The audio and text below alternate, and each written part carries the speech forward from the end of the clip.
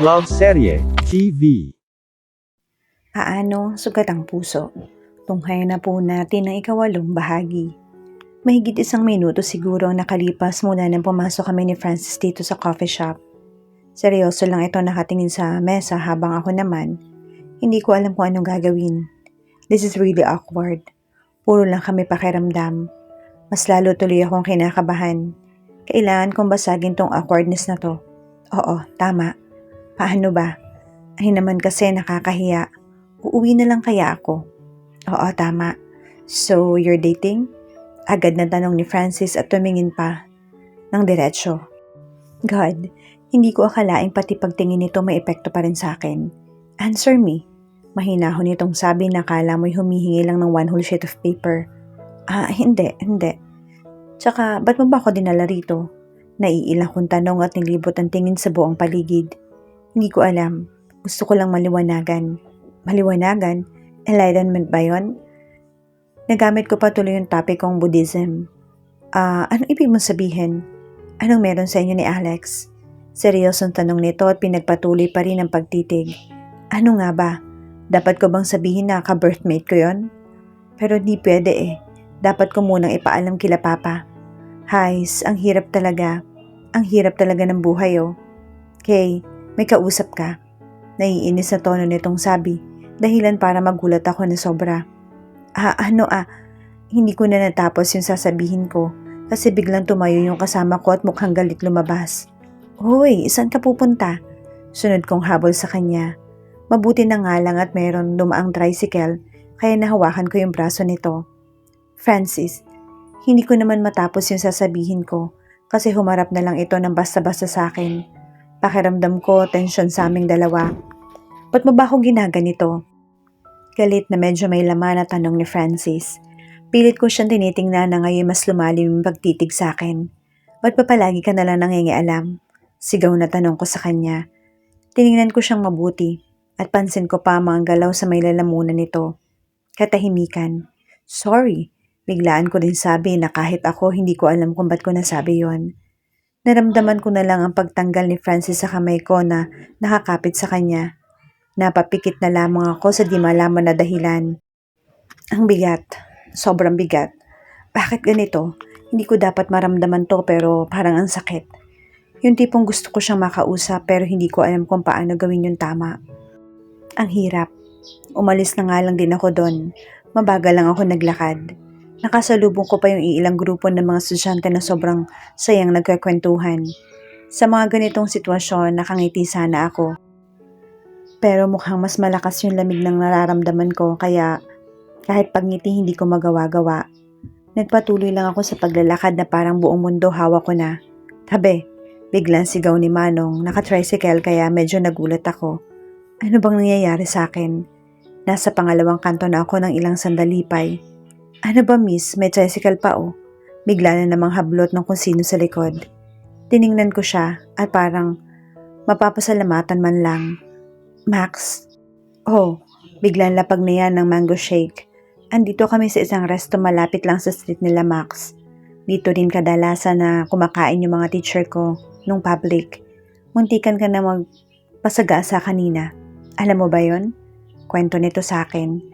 Tiningnan ko ng mabuti yung mga mata nito. Ba't ganun? Wala namang nagbago kung tutuusin pero may mali. Uy, daya mo naman kanina pa ako nagsasalita. Tapos ikaw titig lang? Bigla ang sagot niya na kinagulat ko. I'm sorry, may naalala lang. Alam ko na. Tsaka yung si Mendez? Alam mo ba nung grade 9 kami, may nagustuhan yung babae. Kwento ni Max na mas ikinagulat ko. Paano niya nalaman? May nagsabi kaya ako tungkol sa negang yon? Mukhang wala naman Tahimik nga lang ako kanina. Kaya ayun, nag-transfer na lang si Sam. Wala pa rin confession naganap. Pagkatapos niya naman magkwento. Paano mo? Hindi ko na lang tinuloy dahil ayokong banggitin yung pangalan niya. Kaya mas pinagtuunan ko na lang ng pansin yung shake na nandito sa harap. Naku, mga babae talaga. Siyempre, nandun kaya kami nung hinablot ka niya. Huwag ka mag-alala. Gusto ka nun. Kampanteng sabi ni Max at may taas baba pa ng kilay.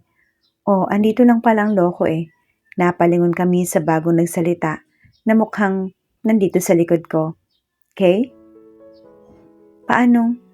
Bungad sa akin ni Alex at tinuro-turo pa kami ni Max. Agad na lang ginulo ni Rex ang buhok niya at nakiupo na rin sa pwesto namin. Hi. Bati ko kay Rex na tumingin sa akin. Aha, ikaw kaya yung... hindi niya natuloy yung sasabihin dahil natakpan agad ni Alex yung bunganga nito. Bro, itigil niyo na nga yan. Na okay, pagpasensyahan mo na tong dalawang pinsan ko ha. Bukod sa ako talaga yung mas gwapo, ako lang din yung matino. Natatawang kwento ni Max na agad naman nilabanan ng dalawa. Mukhang may mangyayari yatang live wrestling dito na hindi ko kakayanin. Kaya lang nung nilapag yung order nito, tsaka pa sila bumalik sa kanyang pwesto na parang walang nangyari. Wow, ang cool nun. Mangha kong wika sa kanila nung inabutan pa ako ni Alex ng spoon. At doon ko lang naalalang, patay, anong oras na ba? Biglaan kong tayo dahilan para mapatingin yung ibang customer, kaya yumuko na lang ako. 7:12 na, mahinang boses ni Rex. Patay talaga ako nito. Boy, salamat ha, Max. Thank you talaga kanina pero kailangan ko nang umuwi. Paalam ko sa kanila. Hatid na kita. Biglaan na rin tayo ni Alex. Umiling lang ako at lumabas na dun sa resto. Pagkalabas ko doon, Francis? Mukhang si Francis yun ah. O guni-guni ko lang. Nang ilang sandali pa'y, agay ano ba? Sigaw ko sa walang hiyang bumatok sa akin. Hoy babae, anong oras na? Alam mo ba yan ha? Biglang harap ni Shin sa akin. Tinawagan ako niyan. Biglang sulpot ni Steve at tinuro pa si Shin na nakaharap sa amin. Bukas nakitang paggagalitan. Kailangan mo muna umuwi. Biglang pumulupot ang braso nito sa akin. Kaya lang ba? Agad kong tanong dito. Tumingin muna ako sa likod dahil sure ako nakita ko yung negang yon. Bakit? Kailangan ba buong barangay? Napairap na lang ako sa naging sagot nito. Hindi ka daw makontak ng mama mo. Kaya kay Chin siya nag-text na baka madaling araw na sila makakauwi dahil nga sa alumni ng dating school nyo. Pero hindi ka rin niya makontak. Kwento ni Steve na mukhang naperwisyo nga dahil ngayon ko lang napansin ang eyeglasses nito. Naka-short tsaka t-shirt na sky blue. Tahimik lang nitong naglalakad na kasabay namin. Wala na ring ingay sa pagitan naming tatlo. Kay, ano bang meron sa inyo ni Francis? Biglang tanong ni Steve na ikinahinto ko. Okay lang kung hindi mo sagutin. Hais, hindi kami okay. Sa katunayan nga, mababaliw na ako kakaisip sa kung anong dapat kong gawin. Maging okay lang lahat. Wala naman, ba't mo natanong? Mapait kong sagot. Kasi palagi na lang yung napapagalitan ng daddy niya dahil sa pagbiglang pag-inom nito. Hindi ko alam, matanong kung anong dahilan. Kaya nagbabaka sakali lang kung may alam ka. Mahina akong kwento ni Steve. Nakaramdaman ako ng inis sa sarili. Ano naman kayang pumasok sa ulo nun? Siguro isa ako sa posibleng dahilan. Gaya rin sa naikwento ni Max. Torpe yung negang yon. Kaya siguro gano'n na lang siya kasiloso. Hindi ko alam pero baka posibleng isa ako dun sa maaaring dahilan. Nahihiyang sabi ko sa kanila at napayuko pa. Naramdaman ko na bigla-bigla na lang yung akbay ni Steve sa akin. Maging okay din ang lahat. Hinihintay ko lang si Chin na lumabas ng gate para sabay kaming umuwi. Hi Chin, biglang sulpot ni Alex. Napairap na lang ako nang maalala ko kung ano nangyari kahapon. Kukulitin na naman ako nito, panigurado. Tabi nga, biglang wika na kung sino sa likod ni Alex. Si Francis.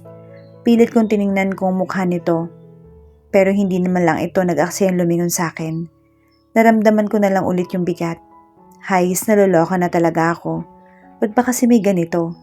Natanaw ko pa siyang seryosong naglalakad pa uwi. Sana maging okay din ang lahat.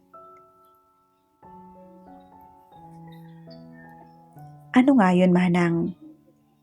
Naiinip na sagot ni Alex. Nakatabi ko lamang doon sa kakausap niya sa phone. Napatingin na rin ako sa biglang paglabas ng dalawa pang zubiri. At kinaladkad yung isa. Ano nangyari doon? Hindi malaman nagpaalam. Hayaan na nga lang. Napaatras pa ako sa gilid nung mas marami pang lumabas ng gate. Nako, sorry Kay. Kanina ka pa? Biglang sulpot ni Chin. Umiling lang ako bilang sagot. Sinimulan lang namin maglakad. Hindi rin naman ako kinukulit nitong isa. Napagod yata sa kaka-practice. Pero okay na rin kasi hindi ko rin naman feel makipagbiruan. Kay, nakikita mo ba yung nakikita ko? Anyari dito? Seryoso lang siya nakatingin ng diretsyo. Sinundan ko na lang din yung tinitingnan niya. Si Francis. May kasamang babae na kaedad ko lamang. Pilit man itong ginugulo yung buhok ng lalaki kahit may katangkaran. Pilit ding umiwas si Francis at sa huli, inakbayan niya na lang ito at sinimulang maglakad. Ewan ko ba, hindi ko gusto yung nakikita ko, pero parang mas lalong bumigat. May kung ano sa dibdib ko na hindi ko maintindihan. Gusto kong magalit na ewan. Ilang sandali pa'y bigla na lamang naglabas si Chin ng panyo. Gulat pa akong lumingon sa kanya. Umiiyak kaya ako? Para saan to? Hindi ka umiiyak pero paiyak pa lang. Wika nito at saka ngumiti. Kahit naman loka-loka ako, pwede mo pa rin akong kausapin.